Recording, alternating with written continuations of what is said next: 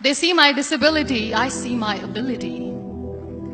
They call me disabled, I call myself differently abled. There are some incidents that happen in your life.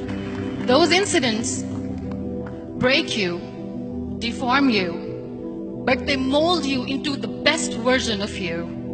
And the same thing happened to me. I was 18 years old when I got married. My father wanted me to get married.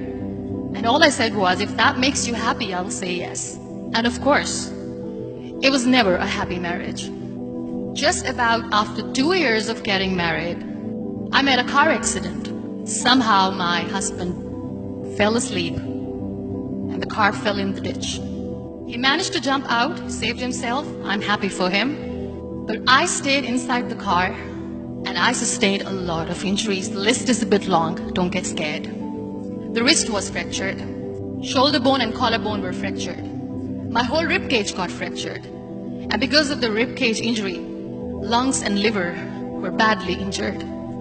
I couldn't breathe. I lost urinary bowel control. That's why I have to wear the bag wherever I go. 3 vertebrae of my backbone were completely crushed, and I got paralyzed for the rest of my life. I finally ended up in a hospital where I stayed for 2.5 months. I underwent multiple surgeries. One day, doctor came to me and he said, well, I heard that you wanted to be an artist, but you ended up being a housewife. I have a bad news for you. You won't be able to paint again because your wrist and your arm are so deformed, you won't be able to hold a pen again. Next day, doctor came to me and said, your spine injury is so bad, you won't be able to walk again. Because of your spine injury and the fixation that you have in your back, you won't be able to give birth to a child again. That day, I was devastated. I asked my mother, why me? And that is where I started to question my existence. Why am I even alive? And that is where I realized that the words have the power to heal the soul. My mother said to me, this too shall pass. God has a greater plan for you. I don't know what it is, but He surely has. And in all that distress and grief, somehow or the other, those words were so magical that they kept me going. One day I asked my brothers, I know I have a deformed hand, but I'm tired of looking at these white walls in the hospital and wearing these white scrubs. I'm getting tired of this. I want to add more colors to my life. I want to do something. Bring me some colors. Bring me some small canvas. I want to paint. So the very first painting I made was on my deathbed, where I painted for the very first time. It was not just an art piece or just my passion. It was my therapy. And then I was discharged and I went back home. And I went back home and I realized that I have developed a lot of pressure ulcers on my back and on my hip bone. I was unable to sit.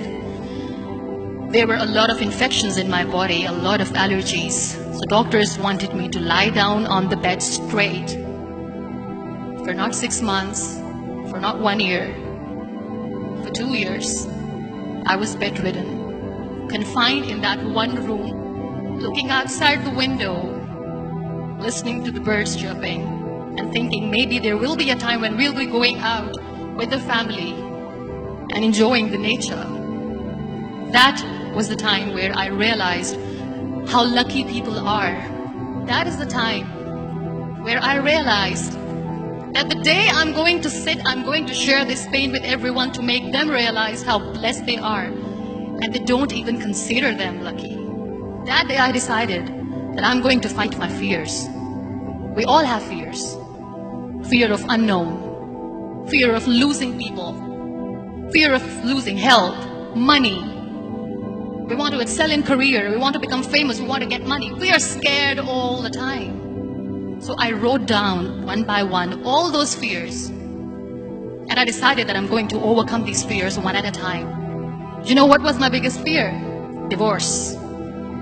I was trying to cling on to this person who didn't want me anymore, but I said no. I have to make it work.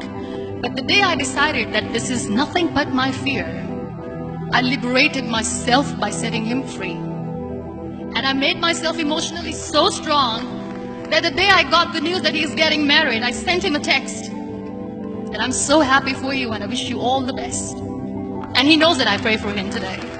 Number 2 was, I won't be able to be a mother again. And that was quite devastating for me. But then I realized there are so many children in the world, all they want is acceptance. So there is no point of crying, just go and adopt one. And that's what I did. People think that they will not be accepted by the people because we, in the world of perfect people, are imperfects. So I decided that instead of starting an NGO for disability awareness, which I know will not help anyone, I started to appear more in public. I started to paint. I decided that I'm going to join the national TV of Pakistan as an anchor person. And I've been doing a lot of shows for the last 3 years. I became the National Goodwill Ambassador for UN Women Pakistan, and now I speak for the rights of women, children. We talk about inclusion, diversity, gender equality, which is a must. Every time I go in public, I always smile. It's always a big toothy smile on my face, and people ask me, don't you get tired of smiling all the time? What's the secret? I always say one thing, that I have stopped worrying about the things that I have lost, the people that I have lost. Things and people who were meant to be with me are with me. And sometimes, somebody's absence makes you a better person. Cherish their absence. It's always a blessing in disguise. Live your life fully. Accept yourself the way you are. Be kind to yourself. Be kind to yourself. I'll repeat, be kind to yourself, and only then you can be kind to others. Love yourself and spread that love. Life will be hard. There will be turmoil. There will be trials, but that will only make you stronger. So when you accept yourself the way you are, the world recognizes you. It all starts from within.